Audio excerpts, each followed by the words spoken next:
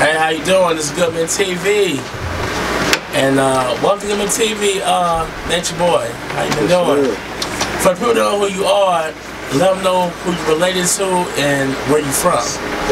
Yo, I'm related to Tony Love. I'm his older brother from Pagedale, Missouri. You know what I'm saying? Little small bill in the hill. Okay.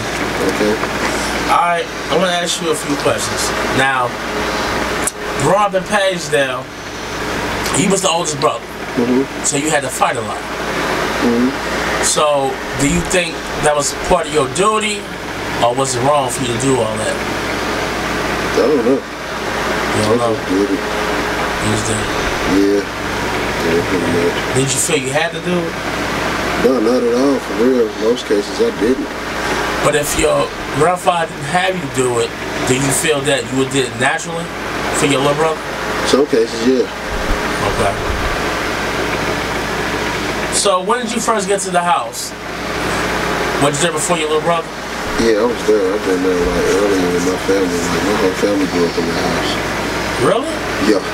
Like, can you elaborate on that? Like way back with my auntie and my mother and stuff. Like, yeah. So your mother and everybody was in the house? Yeah, they all grew up in the house. That's a big house. I didn't know that. Yeah. Okay. So how was it like when you first got there? How did the house look to you? Man, it was like vast. It was like everything was like country living in like a city/county area. It was like good like good country living. So can you elaborate what you did growing up in that house? Like what was your duties? Like farm type stuff. Like we grew things. We did gardening, a lot of green thumbing, horticulture stuff, a lot of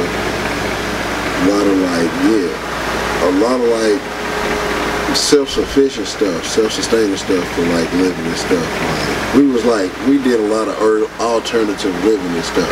Okay. We did a lot of like organic foods, like ate meat like that we actually shot ourselves and stuff like that. You know what I'm saying? Like real stuff, like heated our own house with firewood type shit. So we out there chopping wood, all type shit. It's so like real country living in an urban setting. It's like kind of weird because we stood out like that. We was like Amish niggas in the county. You know what I'm saying? So it was kind of weird, but I like that shit. It was dope. So let me ask you a question. Even though I know rest in peace to your grandfather, I want to ask you one question.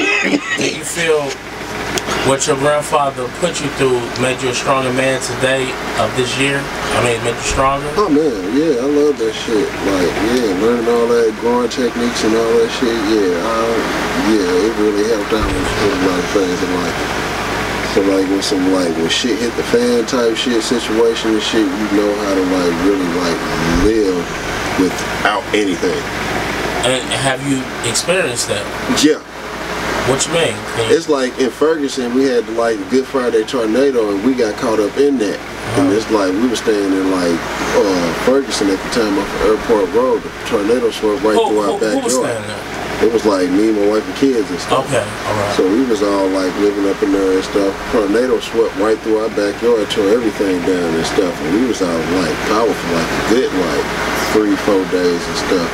And it's like we had to like break out the generator and start getting like salvaging everything and stuff before it started going bad and stuff. And like, yeah, it was like really cool and fucked up at the same time and shit. But at the same time, like survival living without electricity. Did you survive without electricity? Oh man, it was like tents, and did you know how to do fires? You gotta make a campfire and all that? No, we ain't have to do that in the urban setting. We would have got fined like a mug. No, you couldn't do that much and stuff. Okay. Couldn't hunt and all that stuff. But yeah, if it came down to it where everybody in the grid had to do it and stuff, like yeah, I'd be down. I'd be like ready for it and stuff instead of looking around, kicking over rocks and stuff and wondering what I'm gonna do. Alright, so growing up with your grandfather, I mean, what was the most memorable moments you had with him, like the happy moments that you enjoyed in life? The fishing and stuff, the mechanicry and stuff, working on cars and stuff with him and stuff. So he showed you how to fix cars? Yeah. So today you know how to fix on the car? A little bit, somewhat, yeah. Okay, like oil change, transmission fluid. Yeah, like simple stuff. Like, simple stuff. Yeah. Like at least he taught you that though. Yeah. But what was your worst memories staying there on Julie?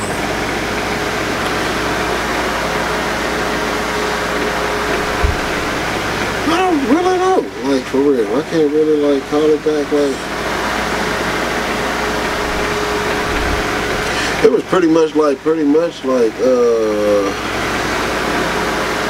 don't know. It's pretty like it was a pretty cool childhood off and on and stuff. Yeah, so, it was a typical childhood. It's like you win some fights, lose some fights, and all that stuff, and parents arguing all that stuff, and you go through your deal with your parents and stuff. It was like a regular life. Yeah, it's a typical life. Yeah. Okay, so when it came down to him giving y'all allowance, did you and your little brother have the same allowance? Did y'all go to the mall? And well, I know he went to the mall, but what did you do when he gave you allowance? And how much would it be for allowance for you? Maybe shit, it was like, I think it was like $50 a week or something like that. It wasn't much, yeah. Because we had like little side jobs, raking leaves and stuff like on the side and cutting grass too. So yeah, that wasn't nothing. It wasn't nothing. It's like my brother. It's like he always saved his money and shit. It's like I always do it on whatever was available and shit. It's like music, CDs and shit. It's like rap was my thing and shit. So I always do it on music, clothes here and there and stuff. It's like hit them on and bullshit around. Motherfucker play video games, Aladdin Castle or something like that.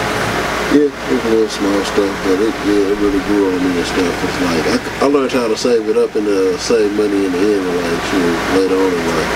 But early in, that's probably was my biggest thing with my parents and stuff. Man, yeah. Okay, so you say you've been in the house and your family grew up in the house, right? But when did you leave there? Like, when did you just leave the house and you didn't come back no more? You know when you left?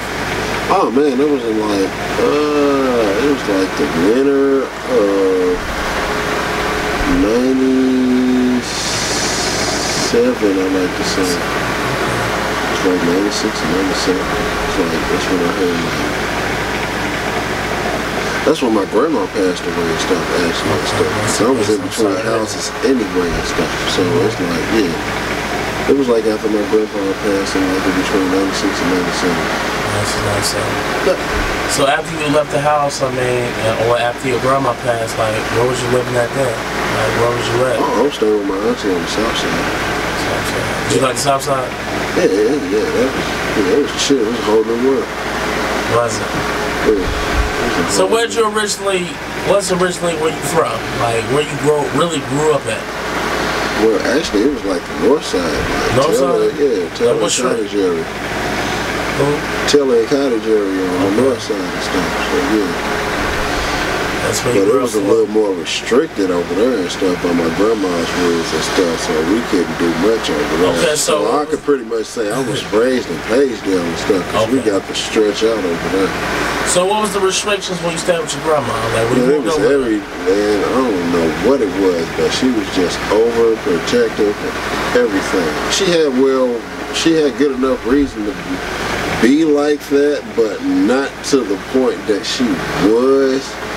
You know what I'm saying? As far as like just keep you locked in the house all day and she didn't read books and all that and stuff. She was like that. It worked to a point, but in the end, your brain just as a youngster, you just want to like, you know that something is wider out there than what is you seeing, because you know when you go to that other place you're able to spread out, but that place that you're able to spread out is not what it's like at the place you're not able to spread out, and you want to explore that place but they won't let you. You know what I'm saying? It kind of messed with you and stuff in the end and stuff. So in the end, when I started like vasting out on the north side and stuff, it got to be like, yeah, it was nothing to be worried about and stuff. Okay. It was no different from the county, but it was just a little bit more faster. I I want to ask you a question, but you can answer this or you'll have to answer this. Yeah. And maybe it's a little bit too deep to answer this, but I want to ask this question to you. Alright. When did you get word that your grandfather passed away? Man, I was in school. I was like, what, 17 to 18? It was like 98 or 99, something like that. Man, I know, because I was like skipping school, like I was skipping a couple of days, and they was trying to get in touch with me,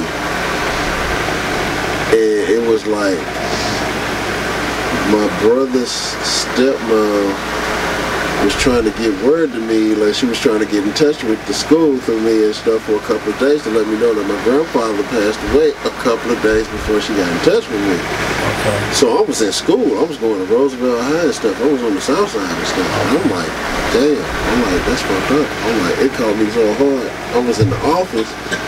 I just instantly like got to breaking down, crying and stuff. It's like, shoot, hollering at my cousins and stuff, because they came out. They was happened to be passing by the office and seeing me like all broke down crying and stuff, and they're like, what's up? And they got to breaking down crying too. And I'm like, damn, that's fucked up. It was like fucked up thing and shit, because I was already doing bad at the time and stuff, and like skipping school and stuff. And I could have found out the moment he was passing away or sick, because she said she was trying to get in touch with me when he was sick. He was still living. He wanted to say goodbye, and I didn't even get to do that, you know what I'm saying, because I was being stupid. So in the end, like, yeah, that was the most like regretful time with like, yeah, my life right there and stuff. Cause like, because I haven't seen him in a good minute, like in a good 3 years before that, 3 or 4 years before that. So yeah. Okay, so this is the last one I'm gonna ask you. If you could go back, would you have the same little brother you had back then?